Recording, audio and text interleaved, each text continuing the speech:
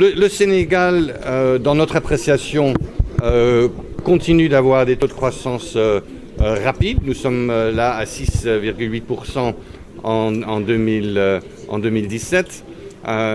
Ce qui a été très important pour le Sénégal, ce sont les dépenses d'investissement, notamment dans les infrastructures. Et cet investissement public a des répercussions positives sur la croissance. Maintenant, le prochain pas, c'est de s'assurer que le secteur privé prenne le relais, parce que c'est le secteur privé finalement qui crée les emplois et qui crée une croissance soutenue et bien répartie. Au niveau de la dette, nous avons dit dans le rapport deux choses. Premièrement, la dette a augmenté. Elle a augmenté un peu partout en Afrique. La moyenne de 34% en 2013, aujourd'hui, on est près de 50%, avec la moyenne, la moitié des pays africains avec des taux de dette sur PIB au-delà de 50%. Cette augmentation a servi aux investissements publics et c'est une bonne chose. Mais elle commence à frôler des niveaux qui sont moins prudentes. Et notre conseil, c'est de s'assurer que les dettes restent à des niveaux gérables.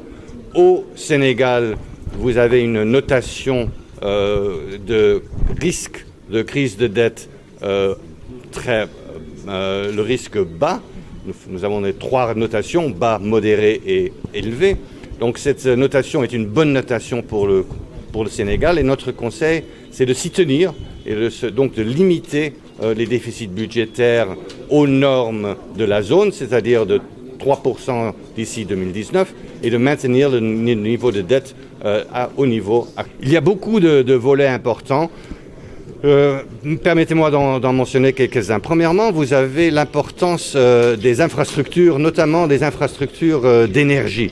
Effectivement, il est difficile de s'imaginer de l'investissement dans des industries transformatrices s'il n'y a pas de l'électricité aussi bien disponible que de bons marchés. Donc les investissements dans l'énergie, et on le voit aussi ici au Sénégal, sont importantes et elles vont porter fruit. Deuxième chose très importante, et vous en avez parlé, c'est l'accès au crédit. L'accès au crédit est un travail à longue haleine. Les petites et moyennes entreprises ont souvent moins accès ou les accès que à des prix inabordables, à des taux d'intérêt très élevés.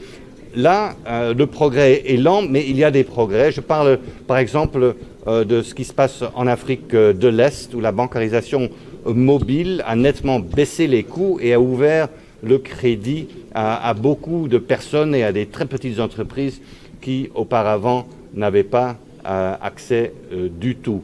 Et troisième volet qui est très important, c'est les dépenses dans le secteur social. Une population jeune doit être éduquée, elle doit être de bonne santé.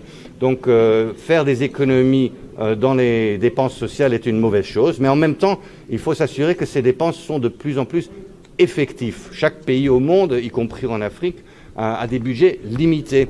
Donc il faut s'assurer que les deniers publics soient utilisés de bonne façon et de façon les plus effectives possibles.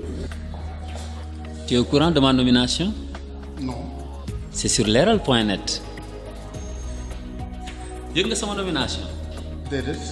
ñu ngi ci leral.net.